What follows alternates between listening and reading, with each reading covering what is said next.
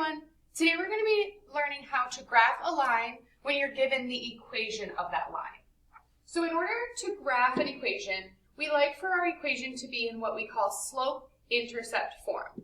Okay, so slope-intercept form is not named very cleverly. Slope-intercept form uses the slope and the y-intercept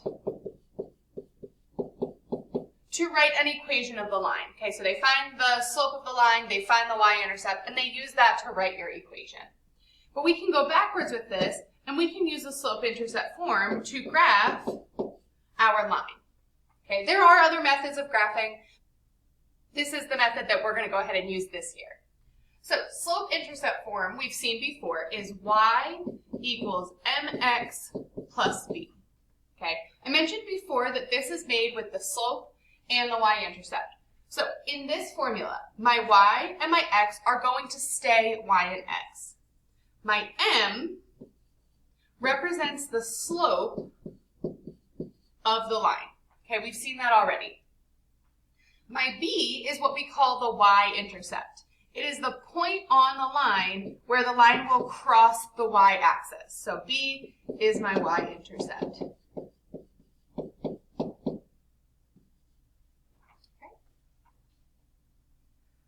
So one of the key parts of using slope-intercept form is being able to identify what is the slope and what is the y-intercept given that equation. So for my first example, I have y equals 3x plus 5. So remember that y and x are going to stay y and x. Okay. The number next to x is my slope. So in this case, my slope is 3. Okay. The number that is all by itself with no variables, just hanging out there on the end, the number all by itself is my y-intercept. So in this case, my y-intercept is 5. Okay. See if you can do these along with me. For number 2, my slope is the number connected to the x, so my slope is 2. My y-intercept is the number that's all by itself. In this case, my y-intercept is negative 1. Okay, it's important to note whether there's a plus sign here or a minus sign here. If there's a plus sign, my y-intercept is positive. If there's a minus sign, my y-intercept is negative. Lastly, for number 3, my slope, again, when y is by itself, the slope is the number connected to x. So my slope in this example is negative 4. And my y-intercept is the number that's alone. In this case, my y-intercept is positive 2. So that is the first step in graphing these equations. The first thing I want to do is identify what is the slope, what is the y-intercept, so that I can use those values to help me graph. So when I'm graphing, the first thing I really need to do is make sure that my equation is in slope-intercept form. Okay, these first 2 examples we're going to look at already have that for me. So once my equation has y equals at the beginning, I'm going to identify the slope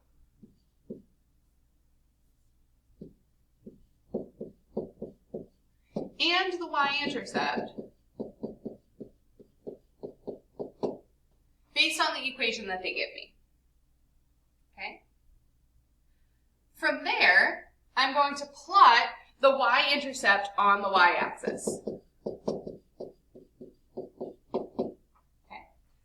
Let's look at my first example.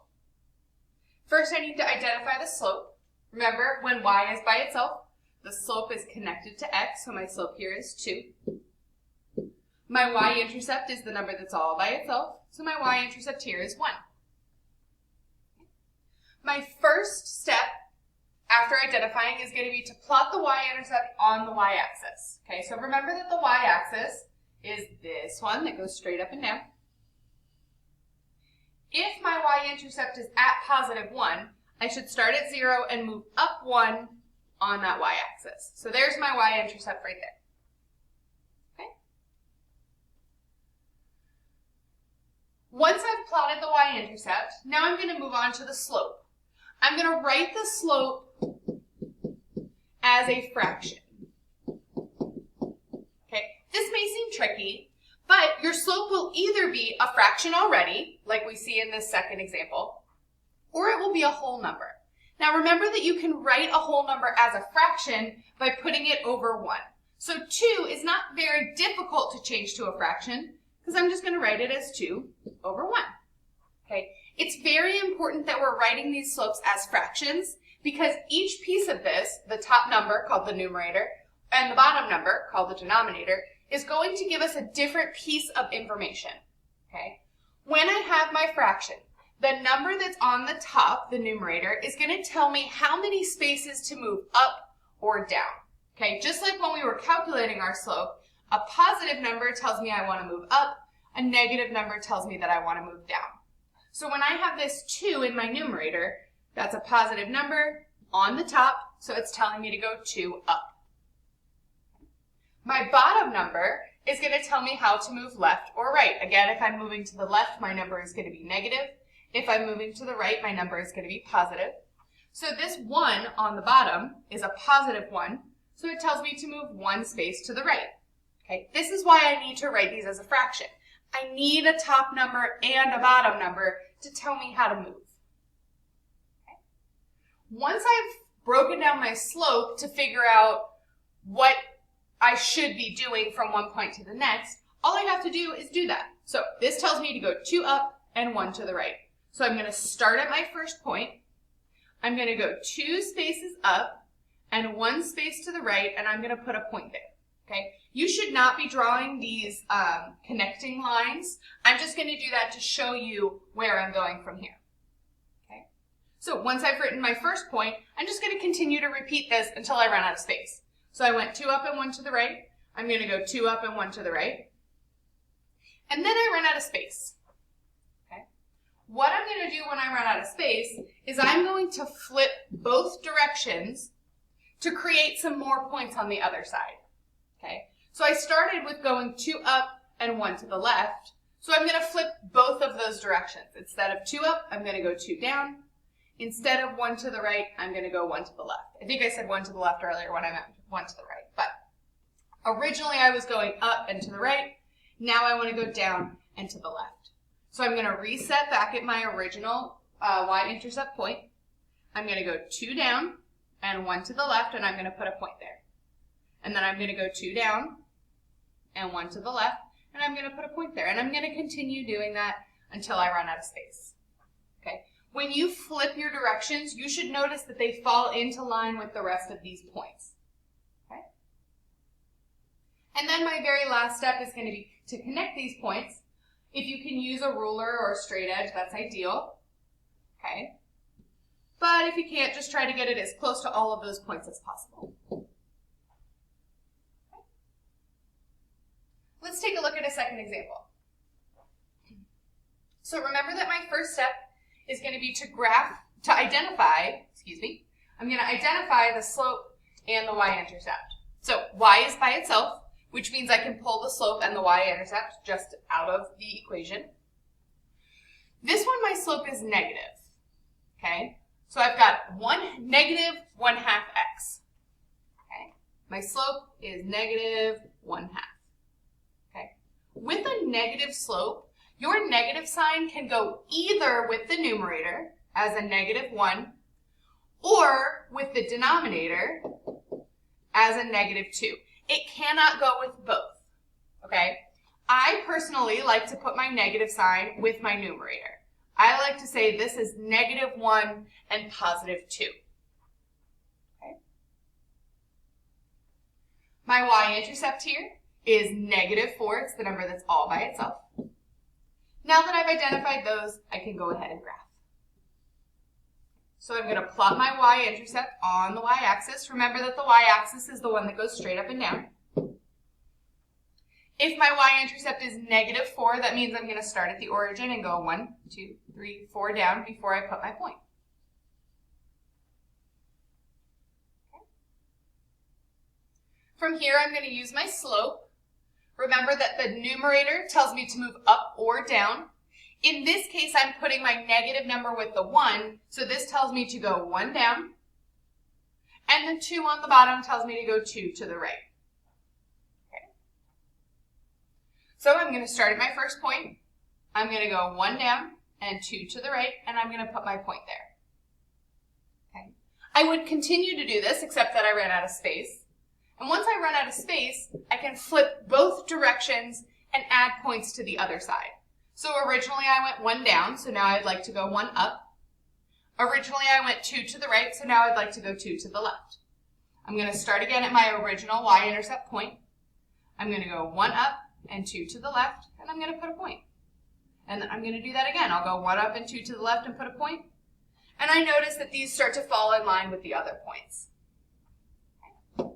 Once I run out of space to put my points, I'm going to connect them with a nice straight line with arrows on both sides. Okay. So graphing from slope-intercept form, I'm starting with my y-intercept. I'm using my slope to move. Okay. If you have questions about that, make sure you write them down. We'll be sure to cover that more in class. Okay.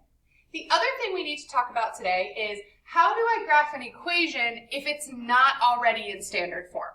Okay, so the previous examples we looked at were kind of simple. They had the y already by themselves. Y equals mx plus b was already there for us. Unfortunately, not all equations are going to be given to us in that way. See, this one says 2x plus 4y equals 12. While this may seem more complicated, we actually have already done this in class. Okay? I'm going to follow the same process, except I need to make sure that I convert to slope-intercept form first. Essentially, I need to get y alone.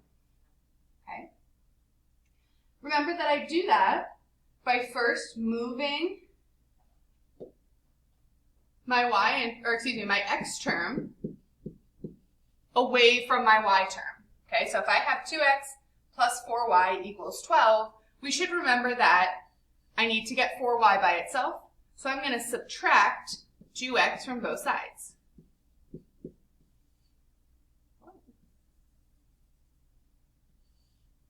Okay. My 2x's go away. I've got 4y left on this side. Remember that I cannot combine 12 and negative 2x. They're not like terms. So I'm just going to bring down negative 2x and positive 12. After I've moved my x term, I'm going to divide by the number attached to y. Remember that I want to get y by itself here, which means that I need to get rid of this 4x. I'm going to divide by 4, and remember that if I do it to this term, I have to do it to all the other terms as well. So I get y equals negative 2 over 4. I can do right in Desmos. Negative 2 divided by 4. It wants to give me a decimal, but I'd like it to be a fraction. So I'm going to keep that as negative 1/2. Negative 1/2. Don't forget your x. And then 12 divided by 4 is 3. Again, I can do that in Desmos if I need to. So here is my new equation. Y equals negative 1/2 x plus 3. It is the same as this equation. Okay? And if you'd like to check that you did your converting correctly, you can actually look at this in Desmos. I'm going to show you how to do that right now. To check whether you converted correctly, to check whether your standard form and your slope-intercept form match, I can put them both into Desmos. So I'm going to type my first one first. 2x plus 4y equals 12. Okay? So here is the graph of that first equation. Okay? Then I'm going to type my converted version also. Okay? When I converted this, I got y equals negative 1/2 x plus 3.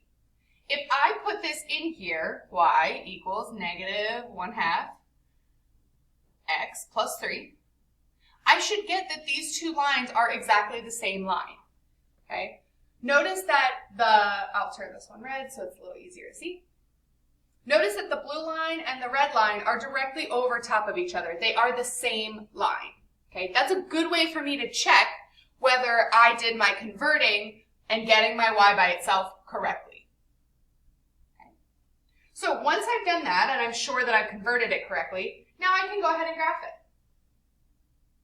Okay. I'm going to follow the same steps. I want to identify the slope. Okay. Remember when y is by itself, the slope is next to x. So in this case, my slope is negative 1/2.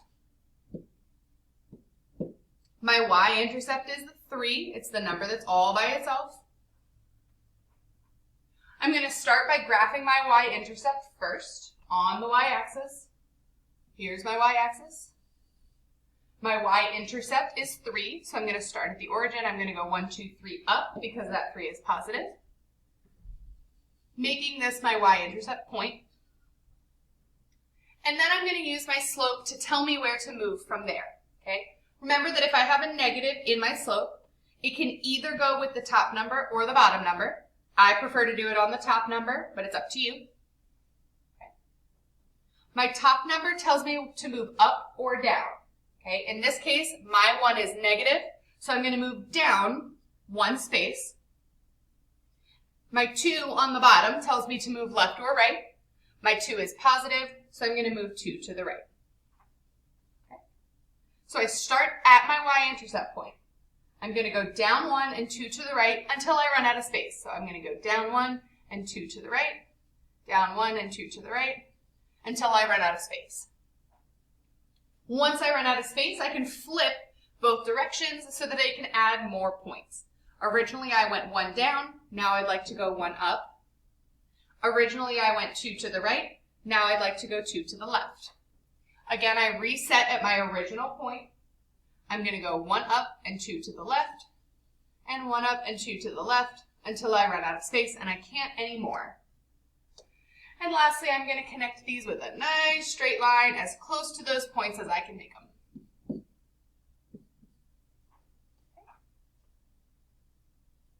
Let's try this last one, see if you can do it along with me. Remember that my very, very, very first step is to get y by itself first,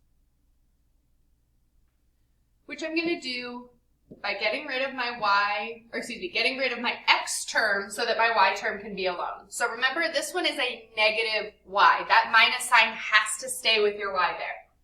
And I'm going to get rid of negative 2x by doing the opposite. I'm going to add 2x. If I do it on this side, I've got to do it on that side. My 2x's go away. That was the whole point. My negative y is going to come down. Again, don't lose that negative. I cannot put 4 and 2x together. 2 has an x, 4 doesn't. So I'm going to put 2x plus 4 just next to each other. I'm not combining them, but I'm going to bring them both down. Then I need to get y by itself by dividing what's outside of this y. Technically, that is a negative 1, so I need to divide by negative 1 all the way through. Okay. My y is going to come down.